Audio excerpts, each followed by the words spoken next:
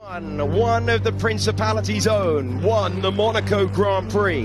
It has never happened since. Today, 93 years from Louis Chiron's win, our pole sitter dreams of a seminal victory. This is Charles Leclerc's date with destiny. It is a Formula One classic like no other. Good afternoon and welcome to the Monaco Grand Prix. This is the layout. It has alters here and there. It is essentially the same challenge that we've been running since 1929. Highest lap count of the year due to the shorter circuit. It is 2 miles, 3.3 kilometers and 19 turns. We have seen so much Formula One history through the years at this venue. It was on the calendar back in 1950. These are the tyres, the C5. That's a qualifying tyre, really. It's all going to be about the C4 and the C3 out there on the grid. Who is going to go for the alternative strategy? Who's going to go for the traditional medium tyre start? The answer to that, not too far away. Here's the grid for the 8th Grand Prix of the year. The Haas's rear wing was illegal. The DRS opening plane was too much. They're excluded from qualifying. They're on the back row. Next, the Saubers, with Joe next to Valtteri Bottas, former front row starter here, but only 17th today. Then it's Sergio Perez out in Q1 for the first time this year. He is next to Logan Sargent, who is P15. Next, Fernando Alonso really struggling. 4 all now between Stroll and Alonso in the qualifying head-to-head. Next is Daniel Ricciardo, a winner here in 2016. He is next to Esteban Ocon, out-qualified by his teammate for only the second time this year. First trip into the top 10 this season for Gasly and Albon. They're 9th and 10th. We journey to Yuki Tsunoda in 8th position. Lewis Hamilton ties his best starting position for a Grand Prix this year with 7th. Next, Max Verstappen off pole position and outside the top 5. George Russell starting in that 5th place. Then it's Lando Norris in the 2nd McLaren. He's next to Carlos Sainz, who has already talked about supporting his teammate for the win today. For just the second time in his Formula One career, it is Oscar Piastri on the front row, and Charles Leclerc takes a 3rd pole position at home. And one of the great motor races begins in 5 lights time. And the Monaco Grand Prix is underway. We get the launch from the line from Charles Leclerc. He's going to maintain the lead. Is that a problem? Is that an issue for Sainz? He has got a problem. He's off and he's out. Carlos Sainz on the opening lap. One Ferrari out immediately, and the red flag is flying on lap 1 of 78. Oh, that's a big crash that we didn't see further back. Most important thing to see. Look, no front left, no front right. But Perez, thankfully, out of the car, and a huge amount of debris. But extraordinarily, 4 cars out on the opening lap. This is the touch there for Sainz. Oh, it's a little one. Watch Perez, it's going to be down the inside. It's Magnussen with the clip that causes the accident, and that's a massive hit into the wall. He doesn't back out, does he? He just never, it's not in his DNA for Kevin Magnussen to back out. Okay, Nico. Damn it. That was unnecessary. Yeah.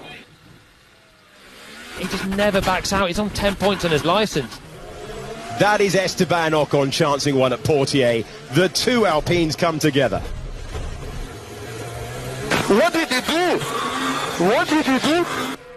We were able to establish an order, but the order for the restart has been given as Sainz in 3rd position. That is a huge let-off for the Spanish driver.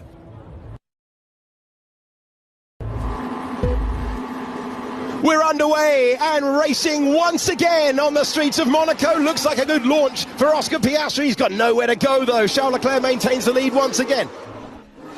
Oh no, Stroll's got a puncture. Stroll has a puncture, and his amble up to the back of Pierre Gasly.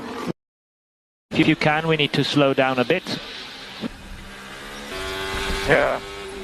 I mean, what's the scope of that? We are preventing McLaren to have a pit stop window because we have no rush in this happening. I didn't get it. But that makes me push in the slow speed, which I don't like. Okay, priority 1 is tyres, so if you can't, just do what you can. And look what he's done with the opportunity. The grandstands he saw built as a kid growing up now rise for him. And for the first time in 93 years, this fabled race is won by one of their own. Charles Leclerc wins the Monaco Grand Prix to achieve his dream. Victory. We won it! Finally! Yes! Yes! Yes! Yes! Yes! Yes! Ah.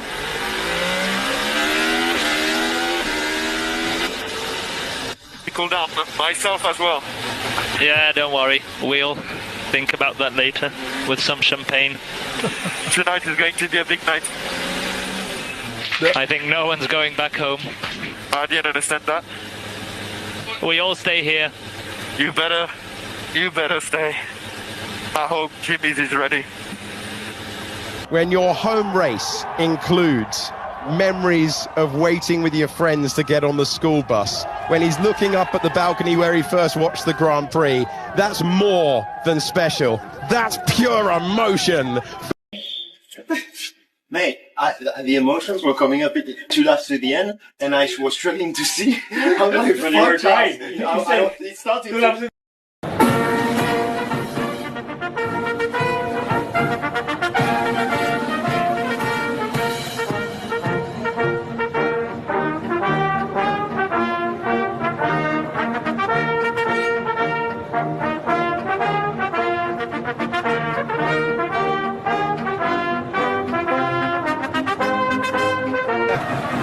We'll be exposed to tonight.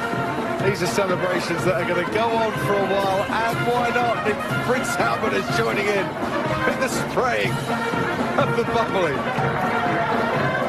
He might have started the trend there.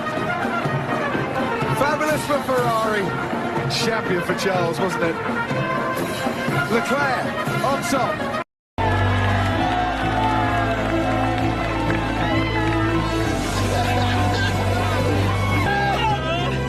Questo